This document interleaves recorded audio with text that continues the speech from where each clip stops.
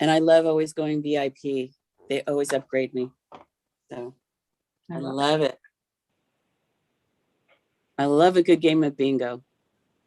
Mm-hmm.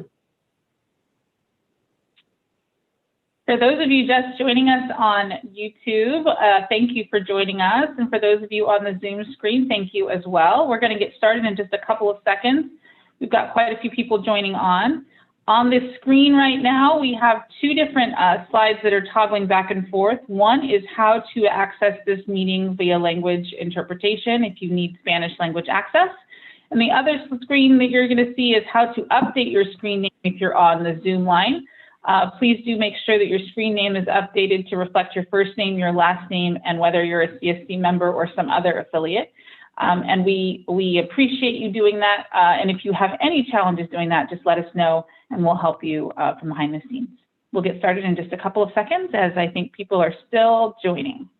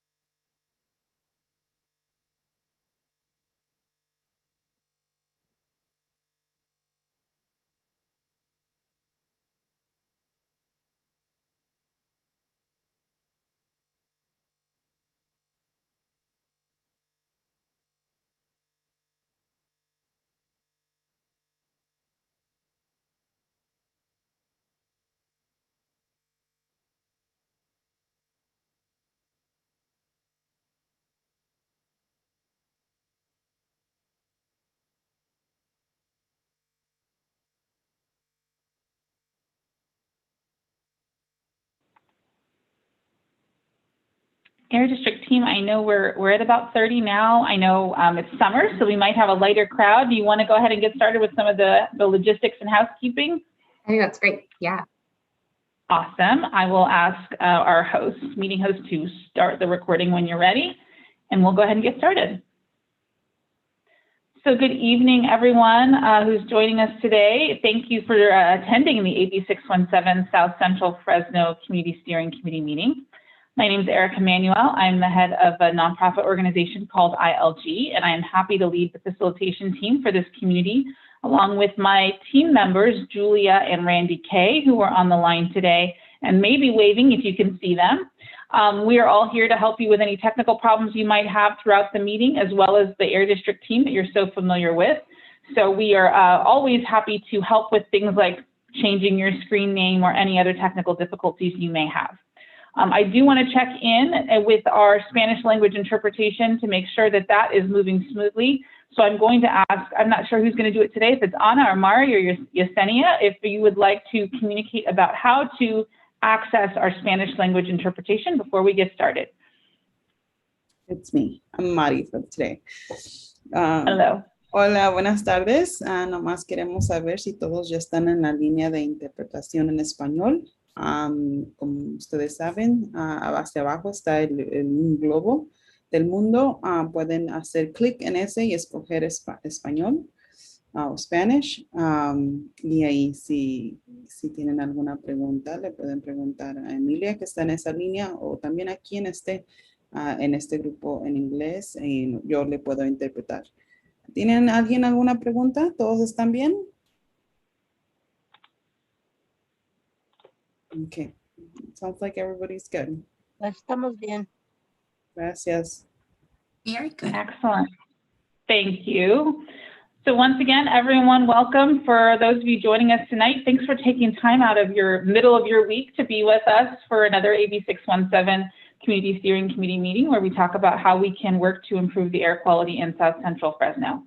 My role tonight is to be the facilitator of this meeting, along with your community co-host if you have one, but you don't have one for tonight's meeting. And so I'll be working with all of the committee members across the Zoom screen today to make sure that this meeting works in line with your objectives and your expectations.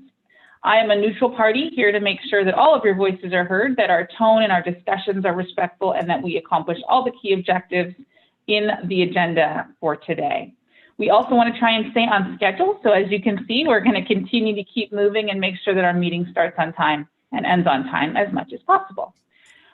We've had a lot of Zoom meetings, and so we're not going to go through too many details, but I'm going to flip you to two specific things. The first slide you're seeing right now is the one you just saw, is the one about updating your screen name. If you could, please make sure that your screen name is accurate, and that's really important for people who are part of our stipend program. We want to make sure that we flag and track you the right way. We also may, if we ever take a vote, we want to make sure that we acknowledge who our CSC members are and who our residents are and our voting members are as well. The next slide is just a quick highlight of some of the virtual meeting etiquette we want to remember today. And this is for many of you who, some of you might be new, others of you might have forgotten. In addition to making sure that your screen name is accurate, please stay on mute when you're not talking to help minimize that background noise. Make sure to raise your Zoom hand, and you can see how to do that using *9 if you would like to raise your hand and speak during the meeting so you have an opportunity to be heard.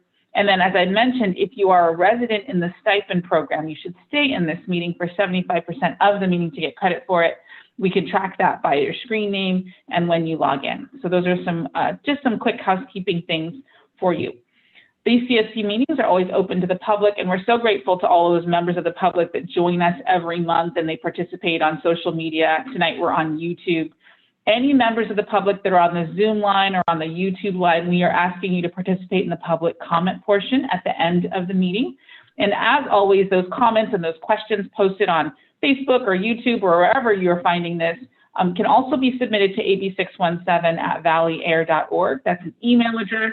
You can email anytime during the meeting, and those will be addressed during the public comment period of the meeting at the very end. The other housekeeping note is that this meeting is going to be recorded in about 5 seconds. So when you do see that recording note, just click OK, and note that we do include these meeting recordings on your website so that you can make sure you have access to those later. So before we move to another portion of the agenda, I want to ask if there are any participants that are logging in by phone or in a group that need to be checked or renamed for attendance purposes. Sometimes we have people in the same room with the same computer, and we want to make sure you get tracked as well.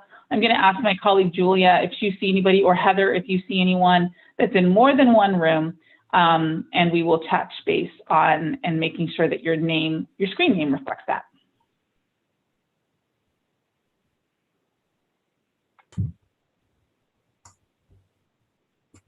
I don't see anyone.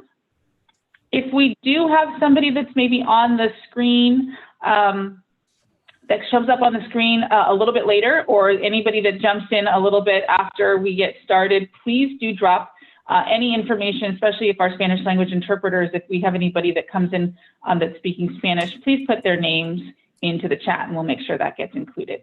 Thank you.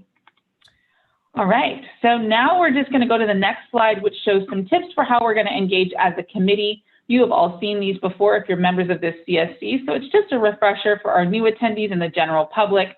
We always want to make sure we try to focus on solutions and opportunities that can help achieve the goals of AB 617. So even in this virtual forum, we just want to make sure everyone can participate to the best of their ability. So we ask you to step up and then step back so that everyone on the Zoom call has the time to share some space. And then along those lines, we ask that everyone be civil and respectful, even in our public comments. And civility doesn't mean that you disregard principles or values. It just means that you disagree respectfully and with empathy, and consider how your words might impact another person. We also like to say that we try to attack a problem and never a person, and that we respectfully challenge ideas and outcomes, but not people. So I commit to allowing you all to kind of share your personal truth on this call, this Zoom call today, and we're very excited to hear from you all as you are working through all the experiences that you have in Fresno as it relates to air quality. The last thing that we're going to say is we just want to make sure everybody keeps their comments focused, including public comments, so that we can allow enough time for everyone to participate, specifically given that we do have that public comment at the very end. So we want to make sure we leave enough time for that. And that we give everyone enough time to speak and share their mind.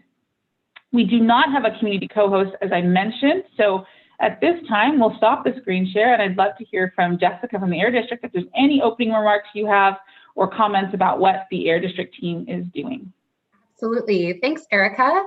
Good evening. I think I know all of you. My name is Jessica Olson. For those that don't know me, I am the Director of Community Strategies and Resources here at the district.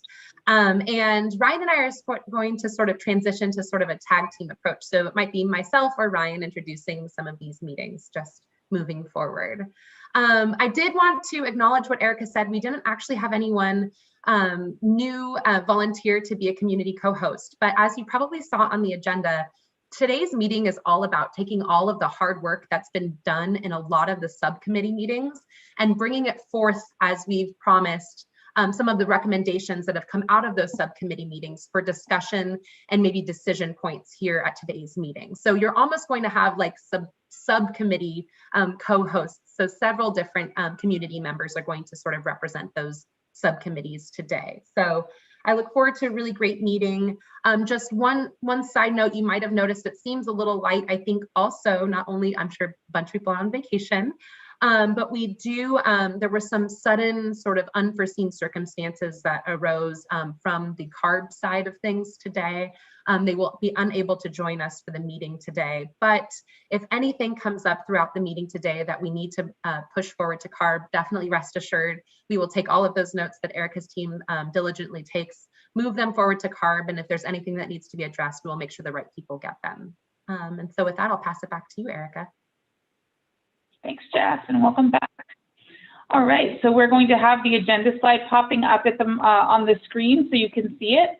And on that slide, it just shows you what we're going to spend our time on today. We're going to start with a continuation of the discussion that we began last month about recommendations from the Vegetative Barriers Subcommittee. And as Jess mentioned, so much of the agenda is focused on activities that so many of you have been committing to behind the scenes in your subcommittee work. And so we're going to talk a little bit about recommendations, not just from Vegetative Barriers, but also the Truck Reroute Subcommittee. And then we're going to go on to do some of the standing updates, and then we'll go into wrap up and our public comment.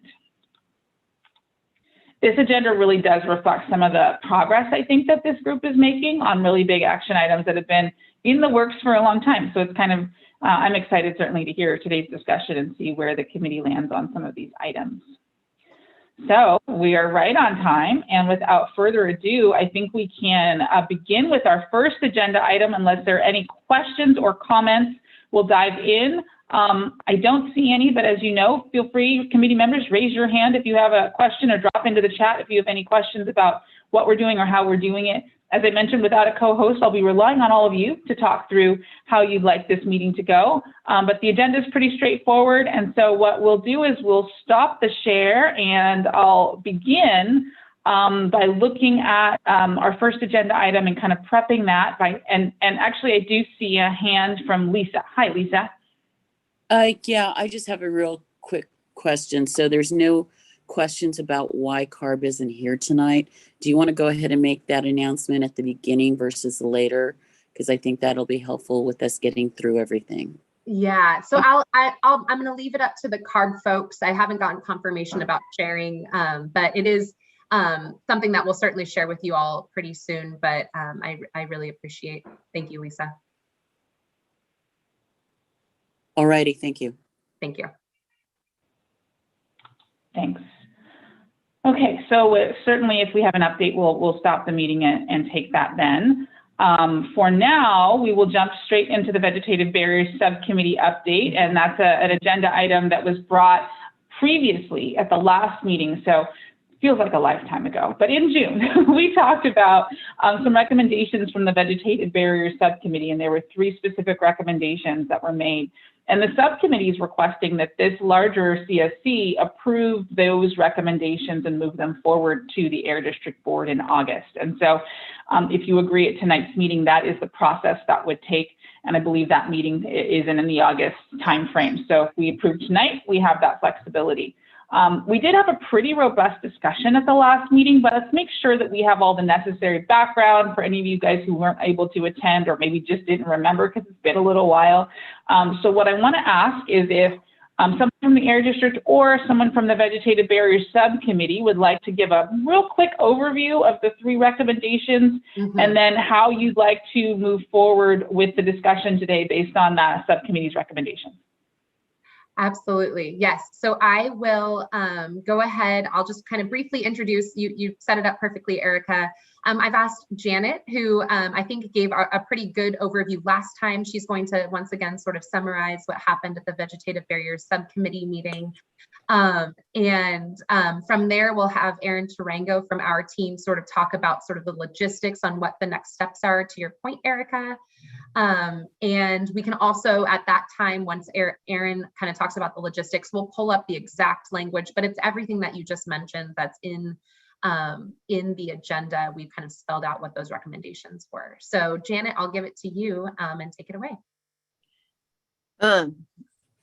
Was there any way to put those up on the screen so people can see them as well? We can do them right now. Yeah, definitely. Yeah, can we? That We'll way share people it can. now. Perfect. Thank you. Absolutely. So in the vegetative barrier subcommittee, we noted that in the SERP itself, vegetative barriers and urban greening were kind of separated. And then as we were working through items, we also noted that there was no money in urban greening and we wanted some there.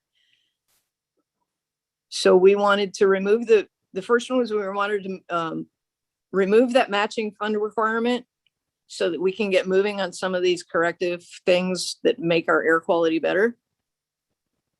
And then we wanted to shift money from the locomotive part to urban greening. So there's money in there.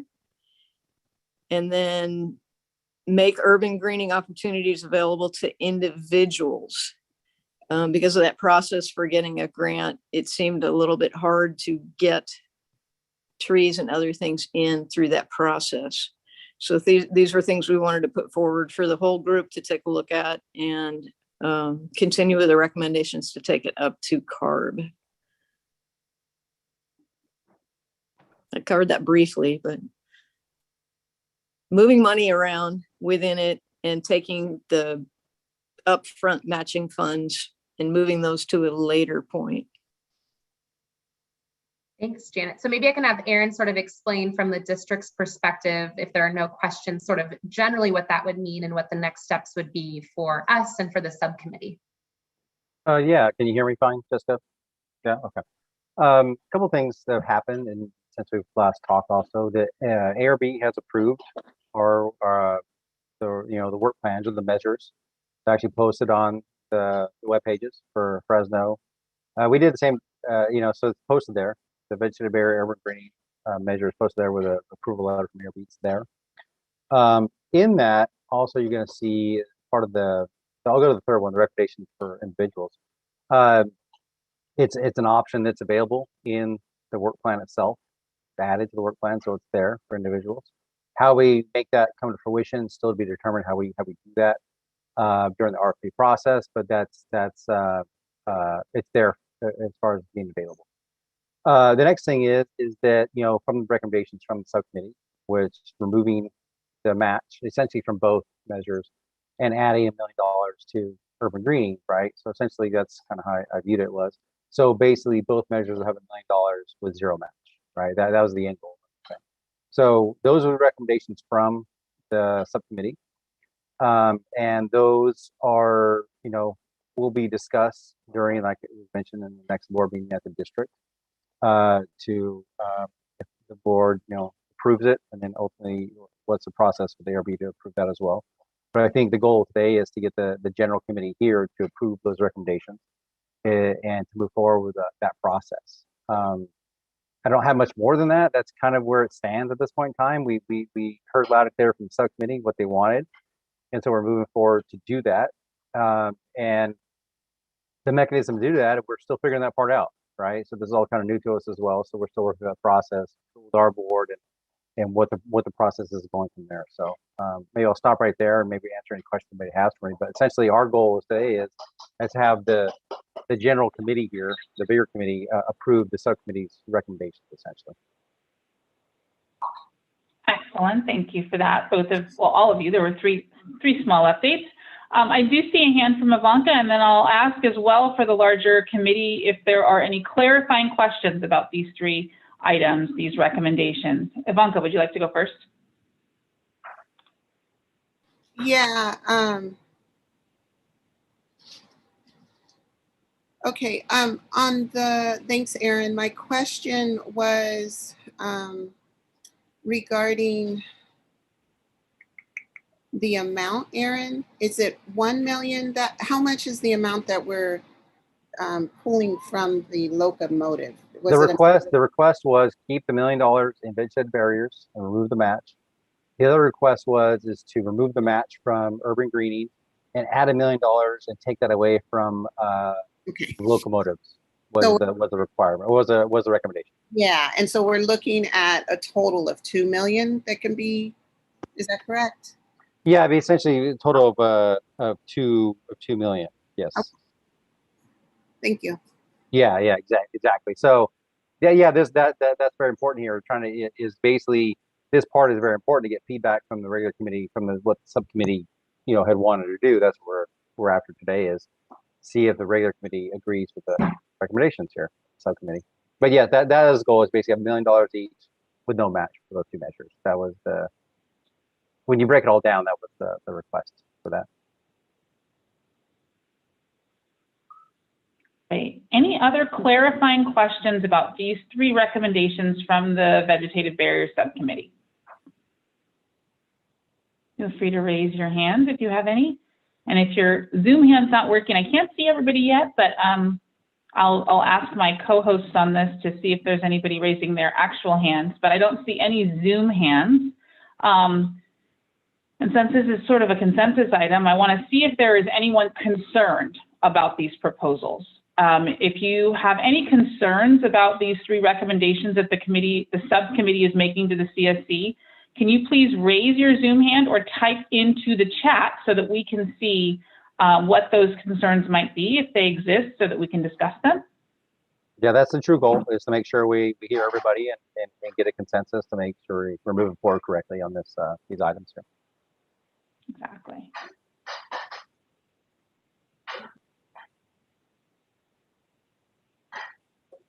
I don't see anything in the chat yet. We'll give you time. I don't see any hands raised either, which means there's no dissension on this item, which means that all 3 items which have been recommended by the subcommittee, which did a lot of work, we want to thank the subcommittee for their hard work behind the scenes. It looks like the subcommittee recommendations have the CSC committee support. So Great. Barring any adjustments to the chat in the next, let's say, 10 seconds from now, we will move forward with the consensus item that this is going to move forward to the Air District Board at the August meeting. Terrific. Excellent. Yeah, and then kind of the next steps, beyond that, would be working with the committee or subcommittee again to work on the actual RFP language for the measure itself once that goes through that process there. So that's kind of looking out into the future a little bit there. Awesome. Thank you, Aaron, and thanks to the Vegetative Barriers Subcommittee. I know that was a lot of work that you've been kind of noodling on together, and that's a good indication of some progress that's being made by that subcommittee. So kudos to that team. Perfect. All right. Okay. Thank you. All right, let's move on to the next agenda item, which is the Truck Reroute Subcommittee. So this is an opportunity for us to, and I see Jess, I see your hand. I don't know if that's intentional or not, but Clapping hands. I was clapping. Oh, you were clapping hands. Yeah, it is good. Like, we should celebrate milestones. That's a milestone. We move things forward, right? Okay. Reactions are always good. Let's definitely have those. Our next agenda item, let's get some reactions on that if we cannot, if we make some progress on this one too. The next discussion is going to be about the city's RFP for the truck reroute. And we've talked so much about this study over the last few months that it's an exciting update maybe on this one too. I know this has been a really high priority for the committee for months, and you guys have a subcommittee that's been hard at work on this item too, really making refinements to the language of the RFP and working closely with the city staff to get that done. And we had talked about asking a subcommittee member of the CSC to maybe give an overview of what you guys had talked about as a subcommittee and the work that you've done as a subcommittee and what the recommendations are. And we certainly can turn it over to the Air District team as well to give that highlight. But what how you might handle the technical piece of the truck reroute study and then the health study component of the truck reroute study. So I will ask either Jess or a member of the committee to give a download on this work and your recommendations for the group. We have Dr. Curry to give a little sort of the download from the committee perspective. Excellent. Good evening, everyone. Thank you. The truck rerouting committee, the subcommittee, has been meeting consistently, and we really had two concerns. A, that we want to do the truck rerouting and make sure that it is funded appropriately, and also that we want to know the public health impacts. And so in order to do that, the plan was to separate these two items and to have a separate RFP for the truck rerouting study, and then to do an MOU with the city between an academic institution to do our public health impact review. And so for the public health assessment, we spoke of CVHPI at Fresno State, and we mentioned UC Merced. And of those two, UC Merced was interested. And in fact, Dr. Ed Flores joined us last, our meeting in June, to really talk about the work that UC Merced has done around environmental issues. But he also mentioned more specifically that his colleague, Dr. Sandy Ha, who is an MD, not an MD, but a PhD and an MPH, she would be the person who would really be the lead person. She has experience in really following air pollution and its impact on neurodevelopment, its impact on reproductive health. And she's familiar with San Joaquin Valley, certainly, and familiar with this work. And so she would be the lead person from UC Merced. The way that we envisioned was that we would have an opportunity actually to hear from Dr. Ha. She was not available for the June meeting. And so I think that was one of our plans was to actually have her come before the group or the subcommittee and just talk a little bit about the way that she envisioned the work and give us a little bit more background on her experience and her expertise. And so our recommendations going forward were, again, to split the RFP and to allow that process to move forward. And so I believe we came to the conclusion that we would recommend the release of that RFP, and we're looking for approval for that portion. The concern was that we make sure that the budget item, that the amount was rolled over into this next budget, because we met before our budget discussions. So we did want to make sure that funding was available and that it had been rolled over. And so in terms of other recommendations, again, the plan was to have Dr. Ha come before the subcommittee. And then finally, that UC Merced would develop their own scope of work in conjunction with the city. And that, again, the subcommittee would have an opportunity to review that and then bring it back to the larger body. I believe that those are the recommendations that we have. And I know Scott is on the call, so if there's anything that I missed or anything that anyone from the subcommittee would like to add, that would be fine. Thank you. Great. Scott, did you have anything to add? Thank you. I would say that Dr. Curry's summary is excellent of the process.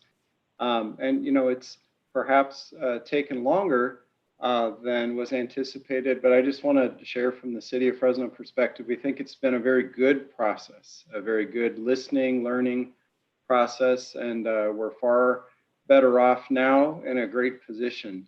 So splitting the RFP, strongly concur with that approach, and we're really excited about the opportunity to bring some Valley Health experts on board with the UC Merced team. So with that, would welcome comments from others who've been serving on the subcommittee. It's been good work.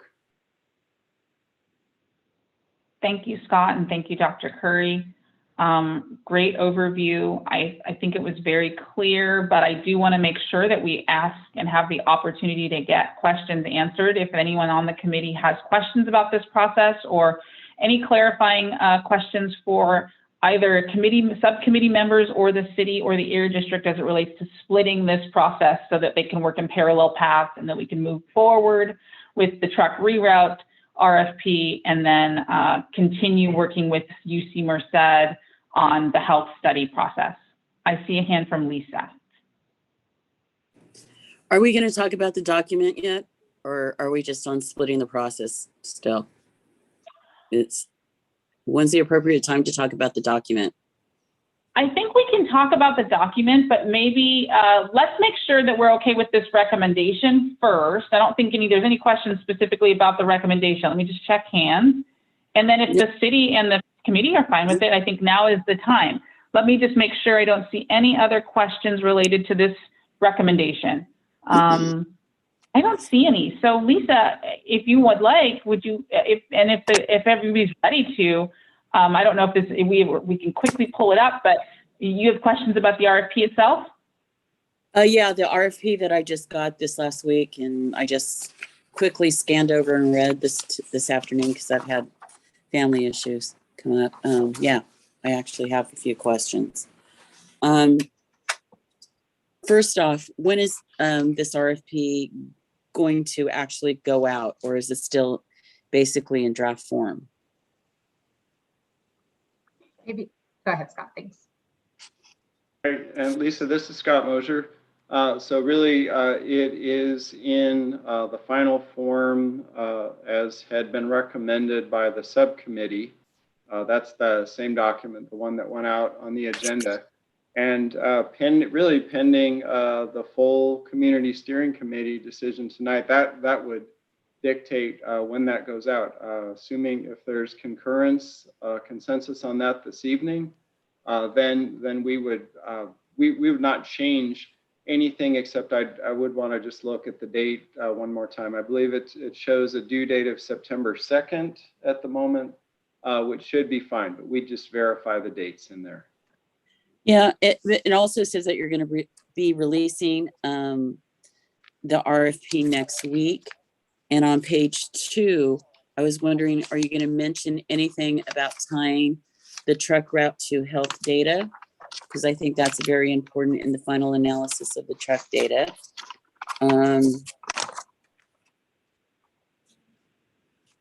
Page 6, does this include producers' dairy at the top of recent and current planning documents? Because that was a big concern out of my part of town. On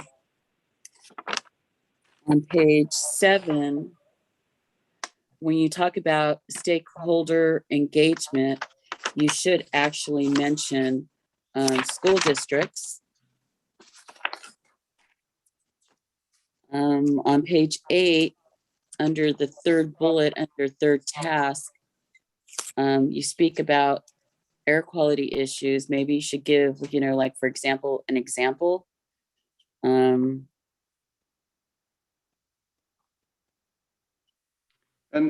Lisa, one thing I could share from my prior life in private sector prior to coming to the city, and I've been there 19 years, but in private sector, oftentimes not every single thing is in the RFP, and those who then review the proposals can really screen out the firms with the expertise and who really do catch all those issues versus those who miss that.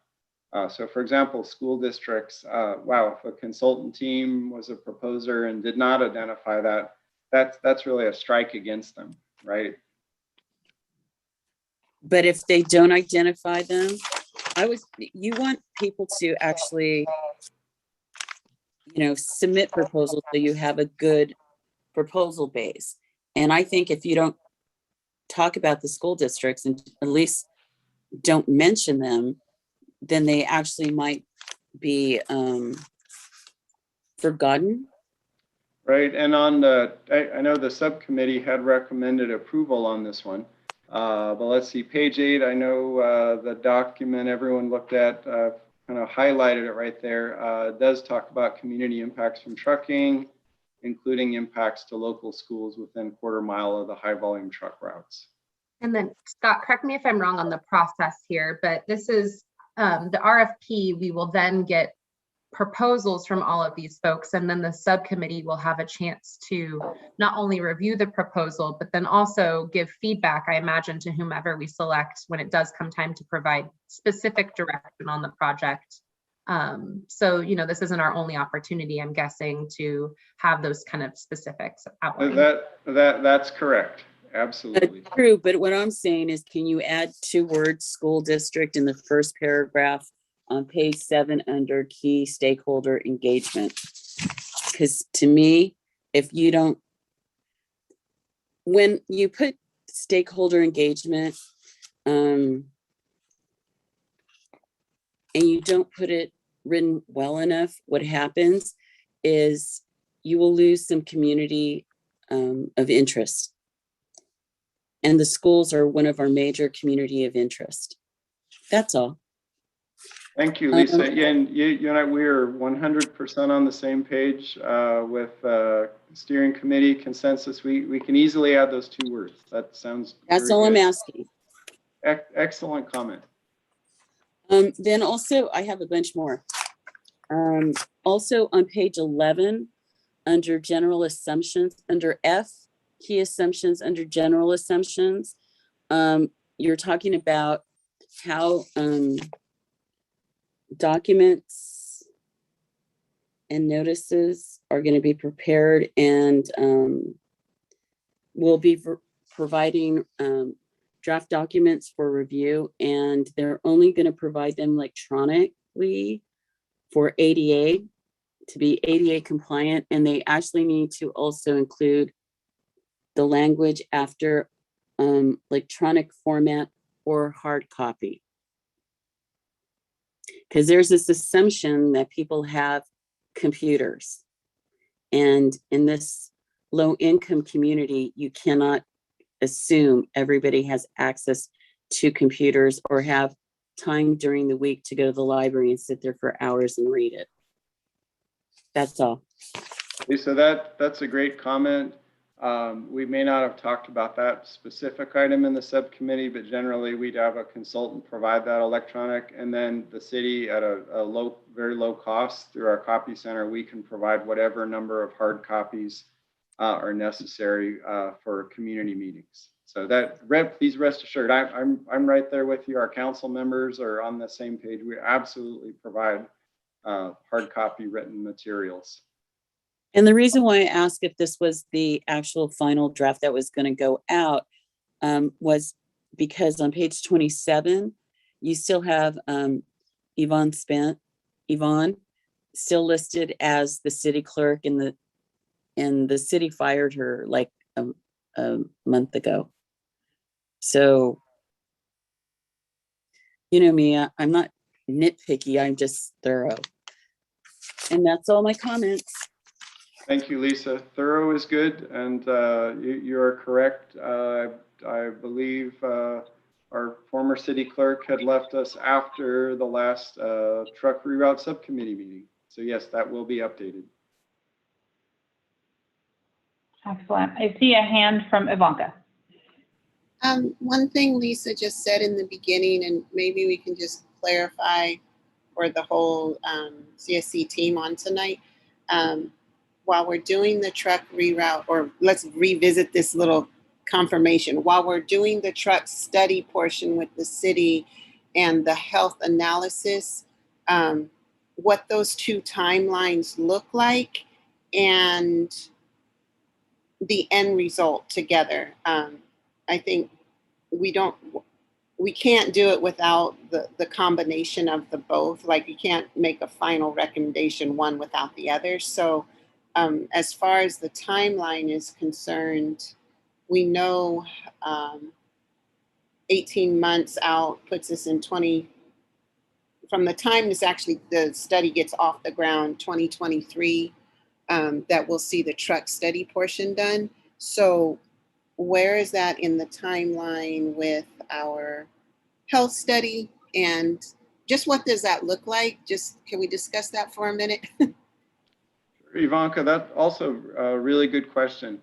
So I think my thought would be, as UC Merced puts together both their scope, cost proposal, and that timeline, meanwhile we go through together this RFP process, that process with selection, interview, final contract. That will take a few months, as you see in the timeline.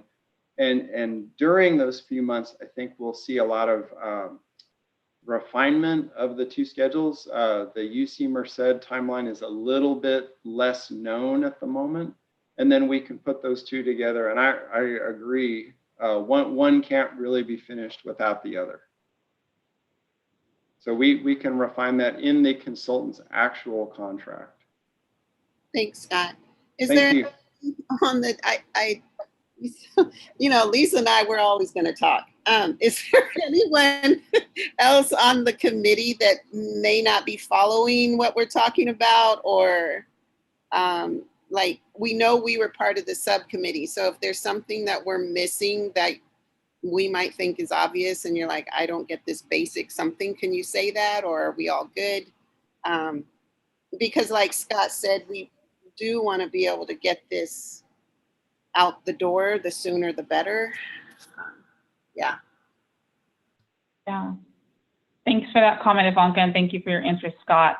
I don't see any more hands or comments in the chat, but let's just recap what we've heard so far, and that is that there's a recommendation to split and do 2 parallel paths on the truck reroute study in the RFP. And that intention there is to make sure that the health impacts and conversation that we've been having for the last few months, that's addressed, and that can be addressed with a partnership with UC Merced.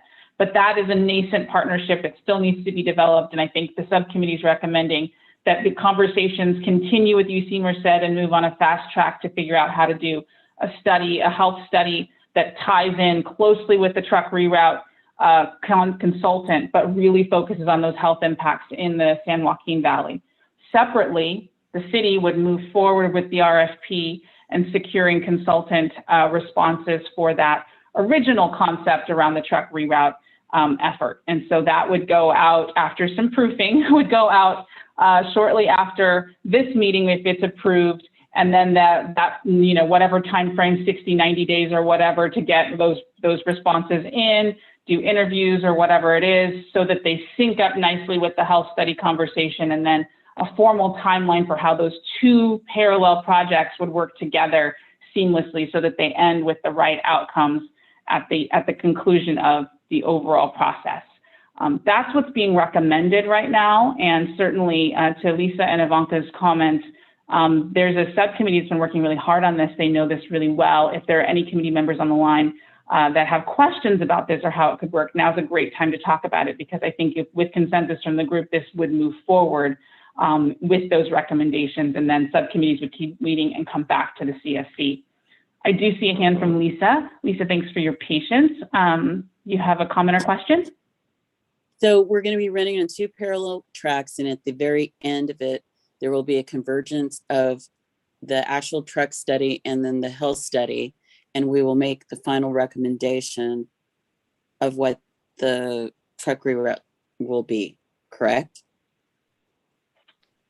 Lisa, I'd clarify that just to say the parallel paths are in close sync all the way through. Not as though they're parallel, separate, and apart and in a vacuum, but integrated. I would anticipate there will be checks as to consistency of data between those technical studies, sharing of drafts, administrative draft documents back and forth between the consultant team and the university team, and integrated, completely at the end. So we're looking at final completion of this project in 2023. That is correct. What season? That's primarily going to be driven by, in some cases, how much time we want to take in our committees. Scott, I'm going to give you a gift. We'll say fall of 2023. I think that's a reasonable assumption. It may be a little bit faster, but fall 2023 is about right on. Thank you. All Thank right, you. so I don't see any clarifying questions being asked. Lisa did ask one to kind of make sure that there's an awareness of like how the committee, how these two projects that are so closely related would interact. I think we have clarity on that. Do we have anyone on the line that's a CSC member that is concerned about these recommendations, that has any frustration or issues with the proposed approach? If so, please raise your real hand or your virtual hand so we can see them. Real hand or virtual? Virtual is a *9.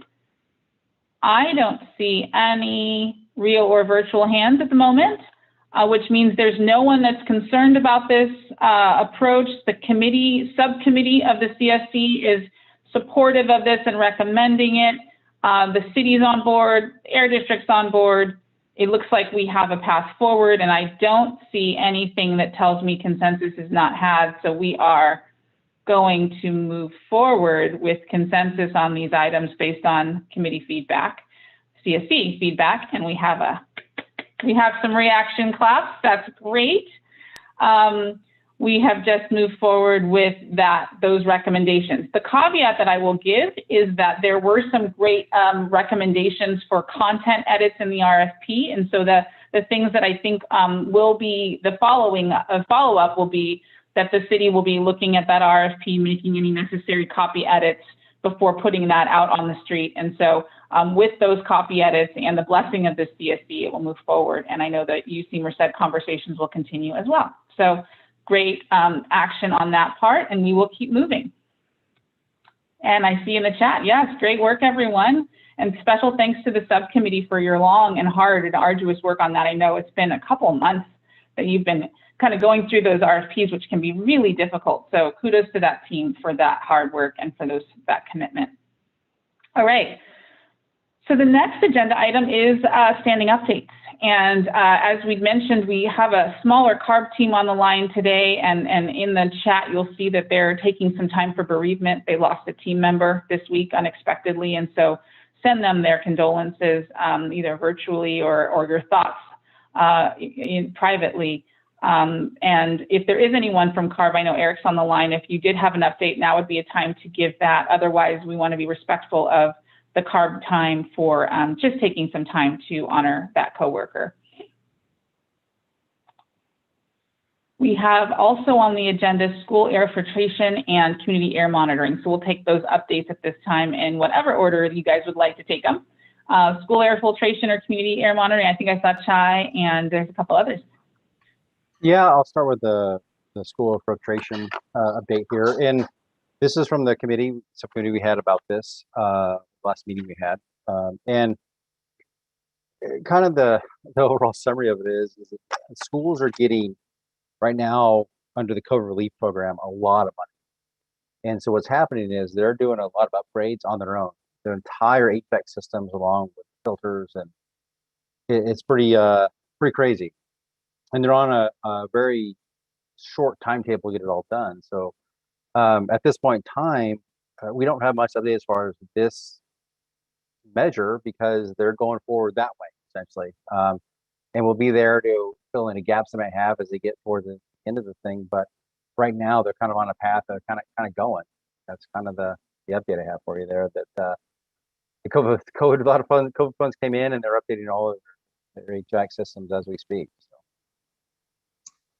So, and remind me, Aaron, I know that we had representatives. It wasn't just that we kind of had a separate meeting, but at that subcommittee meeting, for those who were there, we had representatives, I think, from Fresno Unified. Fresno and I want to say Washington Union was there, I believe. Is that correct? It kind of told us this, and it gave us a summary of kind of what's going on, money coming in. And the schools kind of get to pick and choose what they're doing with the funds, but a lot of what they're doing is upgrading the systems to accommodate the students in these schools right now. So that's kind of what's going on. Thanks, Jessica. I did forget that part. But yes, that's essentially what's happening here with the feedback from the schools themselves. So kind of short and brief, but it's to the point, and that's kind of what's happening with it there. What questions do we have about schools? I think I see Dr. Curry's hand. Yeah, I think I've asked before, and I just want to be sure the filtration measures and updates are including portables, or what do we know what they're doing for the portables? Because there are many schools in West Fresno that are like a little portable city, and whether or not those are being tackled, what they're actually planning to do to make sure that the air quality is good. I'd just really like to know what that is. Thanks. That's a good question. I guess we can take that back. I don't know. That's part of the overall funds they have. I'm assuming that'd be part of it. We didn't really get into, who's getting what filters and what school classrooms, but it's my understanding was a big part of the whole updated the entire system for schools. But we can ask some more questions to see individually if there's portables involved in that. We can help that way. But yeah, it was kind of one of those situations where they're off and running, and yeah, they have a lot of stuff to do in a short timetable to do that. But yeah, we'll ask a couple questions to the school districts about that and see if that's on their radar. Yeah, I just would be concerned that schools that are getting updated may already have a system, and there may be some schools that are really that haven't had some of these advantages, and so making sure that there's some equitable resources that are invested to bring specific situations up to par, and how we weigh in on that so that we make sure that our students are getting what they deserve. Sure. No, I understand, and we'll inquire and see what we can find out there. See how they're addressing that issue. Thank you. Great question. Any other questions for school filtration? I see Lisa's hand. One real big question is with this federal funding that's coming in for schools and upgrading their air filtration system, is the schools having to provide a match for that? My understanding is they do not. They do not. Okay. No. And what is the funding cycle going to end for all that money that's coming in? Good question. I don't exactly know. For some it's a little different, but I know it's in the next. It's pretty fast. I want maybe the next year, something like that. I think they have to pull this off. It was pretty quick. It was a quick turnaround. Exact date, I don't remember, but it's a very quick turnaround. Okay, because in my thought pattern, if the funding ends within a year, they're going to be looking at long-term maintenance and also basically long-term maintenance to the systems, as well as buying, filters and such. And I'm thinking maybe the program that we were proposing just needs to be tweaked a little. Well, I think the proposal, or I think the measure can pay for filters. It can do that. So part of that, maybe once they get them installed, because we'll be around still doing this, right? When they get them installed, and they can accept these thicker filters as they're quite big, that they can accept those, and then it might be more viable. You were correct. At that point in time, we can help maintain those so they don't lose track of that. So yes, that's definitely. So we could actually have a year of actually reaching out and doing better marketing than we have done in reaching out to the community and the schools. Also, too, I have to agree with Dr. Curry. We need to find out more information about what's really going on at each of the different schools, because changing a building is great, but it's those portables, and putting they really just need to be upgraded, those portables. So knowing what the bigger game plan school by school as far as portables, what they have, what they're going to do, and what are they projecting to do, would help us steer us in a better direction. Thank you.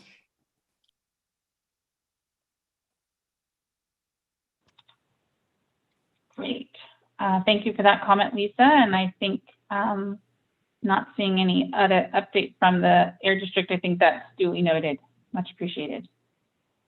Any other questions or comments about schools at this moment? I see a lot of interest in making sure that there's an equitable disbursement of funds and that there is clarity on whether portables, which are usually a big part of a school infrastructure, are also included in those upgrades. So that's definitely a follow-up item here. And then also to sync up the approach for modifying potentially these measures to match up with what might be long-term needs after this infusion of funding has maybe dried up over the next year or so. Any other questions before we move on to air monitoring? Seeing none, we'll do that. All right, air monitoring, thank you. All right, so good evening, everyone. I'll just give a brief update on air monitoring. So out of the 8 locations, 7 of them are implemented, and we only have 1 left, which is at Edison High School. And so we had an opportunity to review the site with the school staff, so I identified a location for that. At this point, it's just a matter of setting an appointment or coordinating with the school staff to go to that site and to install the equipment. So looking forward to getting that up soon here. And in addition to that, I think we may have mentioned in the last meeting, but just one more time, we've updated and enhanced our real-time air monitoring charts on our website with additional pollutants, and also just the overall design of it has been improved, and it may have been shown last time. I think John may have shown it last time. I'm just going to show it one time just as a quick reminder. So as you get to the main page here, you have AB 617 monitoring. Jump to that. At the bottom here, you have South Central Fresno. Ooh, looks like they already. And by the way, so as you may already know, there's a button up here. If you click on, you can go to English or Spanish. And I was playing around with it. I guess I was in Spanish. So so if we go to English here.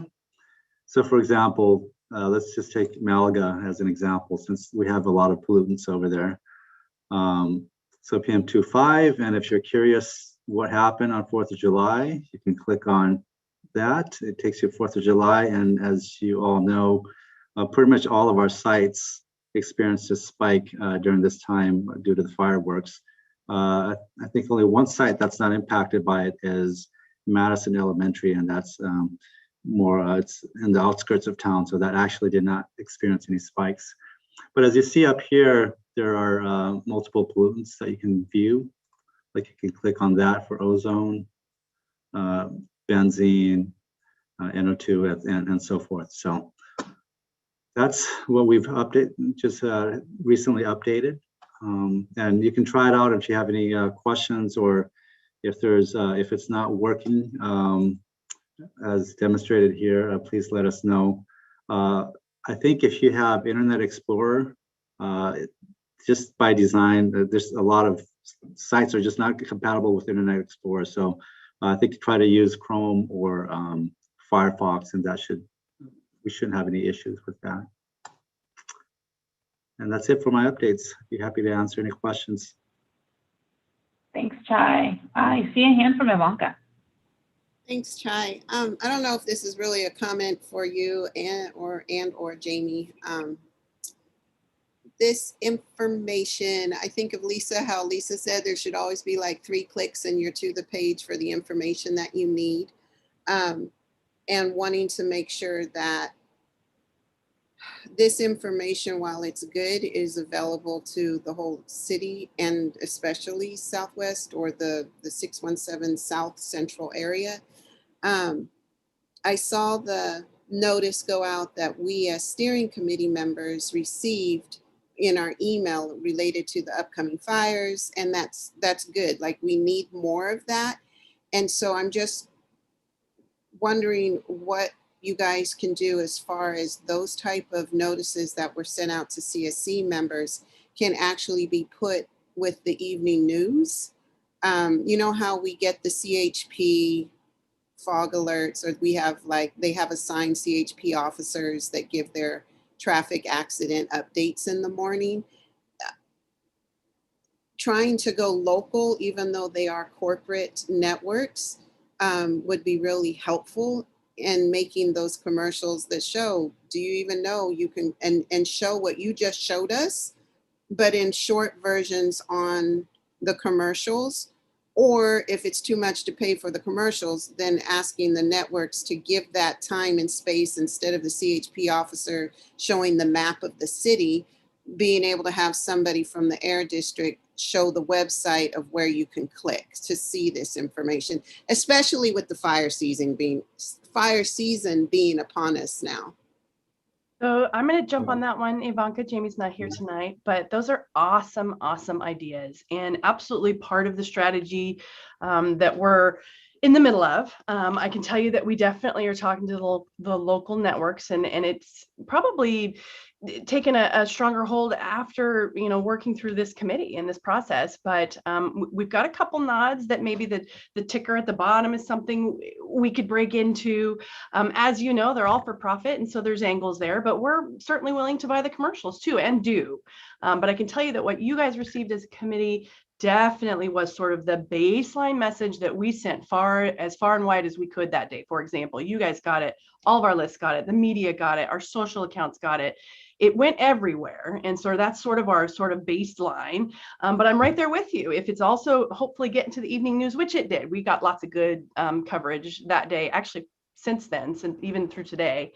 But more of that is what we're working on. Yes, those partnerships, that sort of daily conversation. We made great strides in the wood burning season. They all sort of include whether you can burn or not in the evening news. And we are doing the same groundwork, or trying to establish just what you recommend, Ivanka.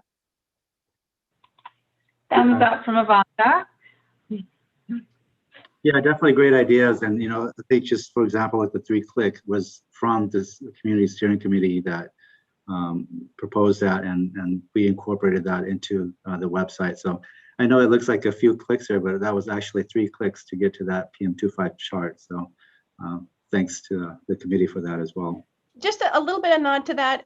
This is obviously everything we do. There's a lot of time and commitment, and it's ongoing, but I can also tell you that we're working on our website too. I know there's much to be desired in the way we can present that information. So while we are also gathering data, we are working on a better presentation of that data. So lots of things in the works, and I appreciate that you sort of ride along with us and give us the good feedback. Thanks, Heather. Thanks, Chai. I do see a hand from Lisa. Yeah, personally, I like the CHP guys when they come on, and they talk about the SIG alerts and where the traffic is, and, the loggerheads on the freeways and accidents and stuff. And I have to agree with Ivanka, I think that the air district should actually be ready to do more of that. I mean, because it would only not even take you guys 3 minutes of, this is a bad air quality. This is where the, smoke is coming in conjunction with their weatherman, to really make people start to think about air quality in the city and also in the other communities that you have to deal with, especially down in Bakersfield, especially in Spanish channels. That would be incredibly helpful. So I would encourage you to do that. And also too, as you go out and do this, the air SIG alert, let's just call it for now, you can also change your website to say, oh, by the way, if you want direct updates from the air district, click on this little button, the one bright red blinking that says, I'm in, and they can put their data in. And not only are you data mining of who you're reaching out, but you're also getting the message out to hopefully thousands. So I agree, Lee. I think that's the way of, starting to change the image of the air district as well. Thank you. Also, Lisa, or everyone, is the competitive strategy, like news outlets are competing. And so whichever one has given the air district the most access, or whichever one seems to be the most easiest to work with, like, use that as, well, so-and-so has already done this. So don't you want to be on board? Got it. Yes, ma'am. Absolutely. Leverage. So, yeah. Hey, Jess, did you have something to say? Yeah, I was just going to say a couple of things to Heather's point. That press release, and I know it did in this case particularly, it did get picked up. We also do send the forecast every day, and you might see on some weather, most weather channel or, meteorologists that I see briefly show it, but I don't watch the weatherman every day. And so this is exactly the type of feedback we want you guys, if you guys do watch the weatherman every day or weatherwoman every day, the meteorologist of the day, and they're not showing, the daily air quality report, or that there's smoke in the air, you got a press release from us and they didn't mention it, let us know. Say, hey, I was watching X and X channel, they didn't mention it, because that could be good feedback too for Heather, like specifically who maybe you watched or what channel. It can just provide another direct feedback, as Ivanka mentioned, hey, X channel showed it, you didn't show it, from some committee members we spoke with, and that's awesome direct feedback. Excellent. Thanks, Jess. All right, I'm looking to see if there are any other comments for Chai on air monitoring. And I think Kim McCoy, did you have? Yeah, it looks like I see a real hand. You've got a couple sound issues. Just a suggestion, how, just to piggyback off of Lisa and Ivanka's comments, when we get foggy day schedules, they run throughout the programs. So maybe having it run on the bottom of the screen throughout the programs will be helpful, because there's a lot of parents, there's a lot of residents watching like Good Morning America, Live with Kelly and Ryan, shows like that, to where the foggy day schedules run across the screen on a continuous basis. So that might be something that you guys might want to think about as well. Yes, that's a good suggestion. Thanks for that, Kimberly. Okay, and I do see that there's on the Spanish line some agreement. Thanks to Isabel, I saw your comment in the chat. So there's definitely some interest in those media partnerships and figuring out what kind of additional agreements, and maybe even a little bit of posturing between the two, competitive things you can do with each of the stations to see how to elevate the visibility of those bad air quality days across the at least this media market, certainly the San Joaquin Valley. All right, I don't see any more virtual hands or real hands, which means we are done with our standing updates and moving into next steps on a couple things. Few things to note for your calendars. There are a number of upcoming subcommittee meetings that have not yet been scheduled. So do us a favor and keep an eye on your emails, because the Air District's going to be wanting to schedule a number of things, like the next vegetative barrier subcommittee, because there's some follow-up from this now agreement to move forward with those recommendations. The truck reroute subcommittee, which is obviously doing some serious work related to the health study and the truck reroute RFP. So that subcommittee is going to meet again, and they're going to be doing some scheduling for that one. And then, of course, the other one that's also of interest is the Land Use and MOU subcommittee, and that's going to be moved forward as well with some dates in the coming weeks. So anything additional from the Air District team on that? I do have an update. The land use, the folks that, thank you for your patience while we sort of worked together to make sure, of course, the critical component, which is making sure that we had the time that the city could meet with us in regards to the land use and MOU subcommittee.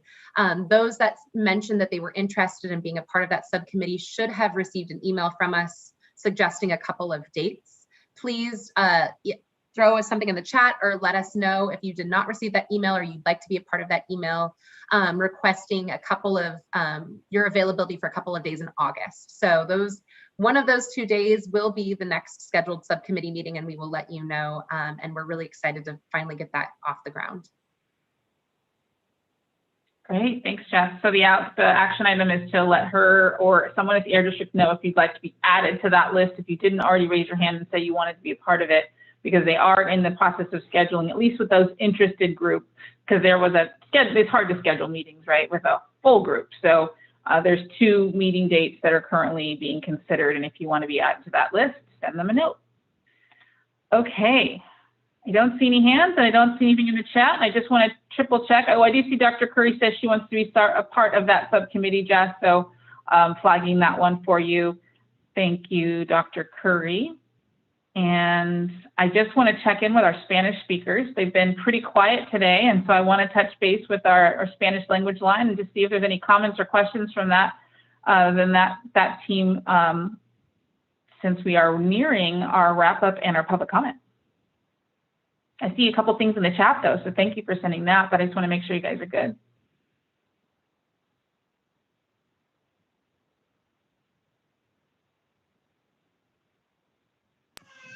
Sí, Emilia, tengo una pregunta. Se me fue un mensaje sin querer, no sé de dónde salió, pero se fue. Pero ¿ustedes tienen algo que ver con los teléfonos inteligentes? La actualización del aire que ponen ustedes todos los días, porque yo soy una de las personas que me levanto todas las mañanas y antes de salir siempre reviso mi teléfono para mirar en qué condiciones está el aire. ¿Algo tienen que ver ustedes? Y pido disculpas porque se fue un mensaje, no sé por qué razón ahí. Yeah, I would like to apologize because I put a message in the chat. I don't know. I think I did it by mistake.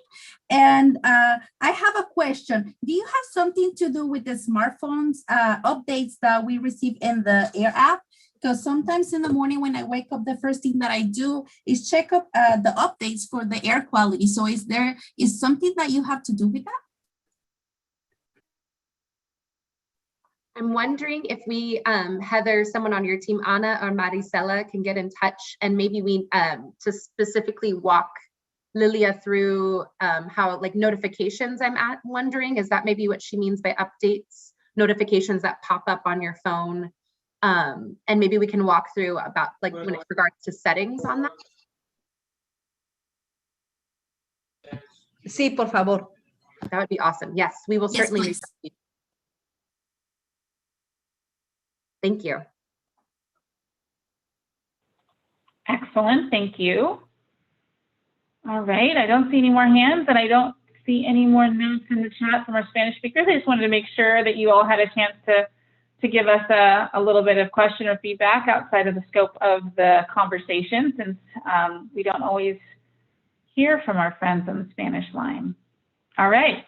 So let's move into wrap up, and there's a couple more updates and reminders. As we mentioned at the beginning, we always want to give our community co-hosts the opportunity to add some of their own personal touches, some structure, some approach to each of these meetings. And we did not have a co-host today, but we are looking for volunteers for the next meeting. So if you do sign up, we'll work with you in advance to kind of create the agenda and curate it in a way that is comfortable for you, so you can do as much or as little as you would like. And if you do want to sign up, we ask you to raise your blue hand now or put your name in the chat or email the Air District and they will add you to that queue. And then the last thing I think that we have is just a summary of the notes from tonight. I'll read them and then I'll show them to you. Just a couple things that we noted that we want to make sure that you're all remembering. And then Jess, if you want to go first, or do you want to go first, or do you want to want me to read second? No, I'll go, you go first. Okay, sorry. So a couple things. One is just an action item on the RFP language related to the truck reroute. There were a couple great comments listed by Lisa about how to make some copy edits. So Scott's going to take that, or at least someone at the city of Fresno is going to take that as soon as possible and make some adjustments, proof it for, you know, timing and all the logistics necessary, and then have that go out, have that be refined before the RFP goes out with some of those copy changes. They're also going to check on whether the school portables are being upgraded to improve air quality and make sure that the equity in that funding disbursement and those improvements is considered, so that there's some kind of real thoughtful approach around how to balance the improvements across the schools and the sites that really need it, especially those that have so many portables on their sites. Also, the Air District, you should consider some media partnerships, and certainly this is something it sounds like is already in the works, but as they're exploring media partnerships, to think about how they can increase airtime on all the networks locally, so you can think about air quality differently, highlight that air quality, kind of like you do maybe with traffic on air quality days or air alerts and actions, and then think about the website navigation, maybe even doing some tutorials on how to walk through that on air, and then also thinking about using that bottom ticker tape across numerous segments within the news cycle, so that it's not just one segment, but it's across the entire time frame. And then the last thing is to check your emails. That's the CSC to do for upcoming subcommittee meeting dates. There are a couple things in the works already, numerous subcommittees in the works, and the land use MOU subcommittee is actually moving forward with one of two dates already. So if you need to join into that committee, please let the Air District know right away that you want to join that committee so you can get those notifications as well. So those are the things I had on the kind of follow-up and real-time notes list, and I will share my screen in a second. But before I do that, I will have Jess and Heather, who both have their hands up, give you guys your comments. Absolutely. I'll go first. I was just going to remind folks that we now have a regular recurring debrief and agenda setting meeting. So it will now be the Wednesday after our regular meetings. So they should be on your calendar already, but it's 4 p.m. next Wednesday. I know that we already have sort of a running list, and the top of that list for the next meeting is talking about Burn Cleaner, which is our fireplace replacement program, to kind of get that going and see outreach before the burning season, which it's probably going to be here before we know it when it comes time to start the winter season. So definitely be on the lookout for that. And we look forward to maybe a community co-host volunteering then if we don't get a volunteer tonight. And my little tidbit, I thought of something.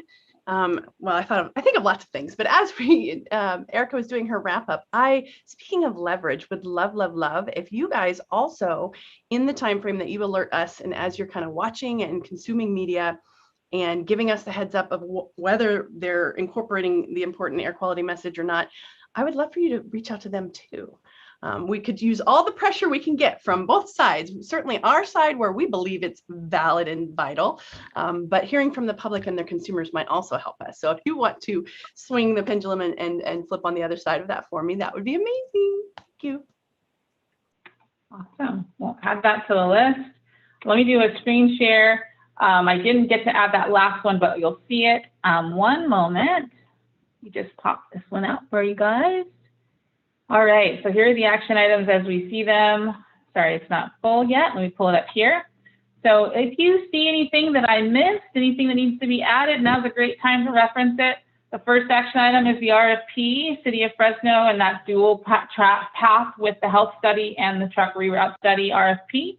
And then school portables is noted here, media partnerships, checking emails for subcommittees, and then I'll add this last one is for the CSC to reach out to media outlets to encourage them to cover some of these key issues, because if they hear from you that you want to see this on their airwaves, they will probably be more responsive to the air district requesting it.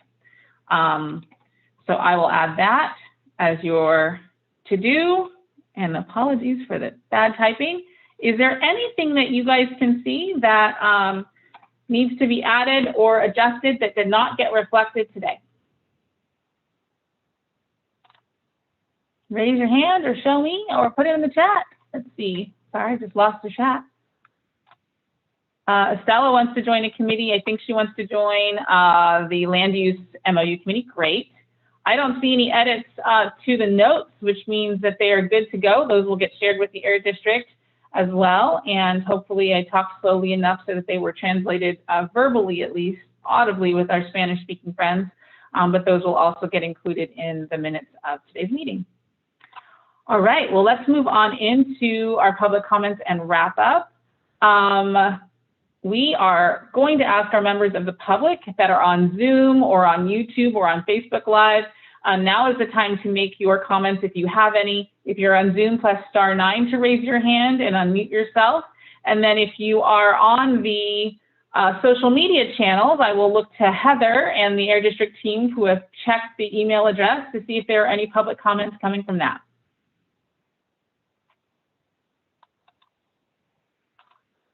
I am not seeing any hands.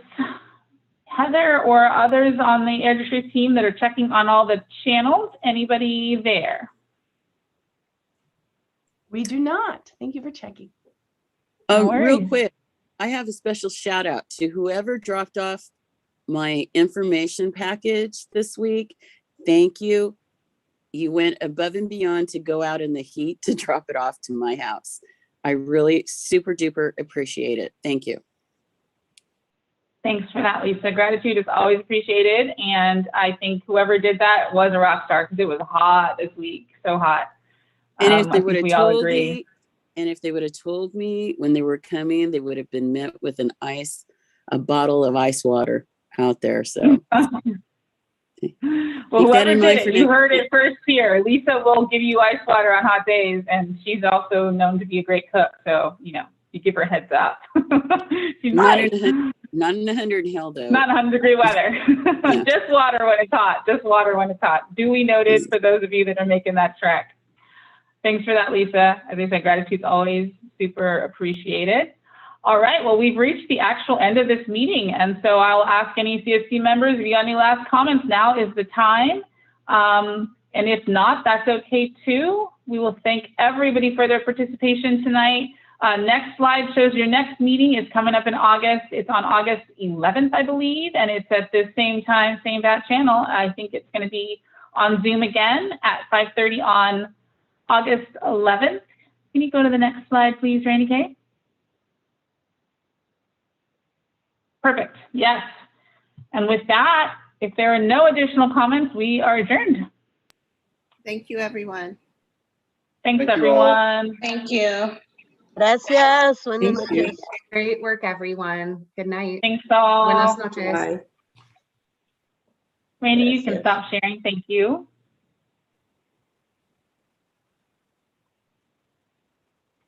Awesome.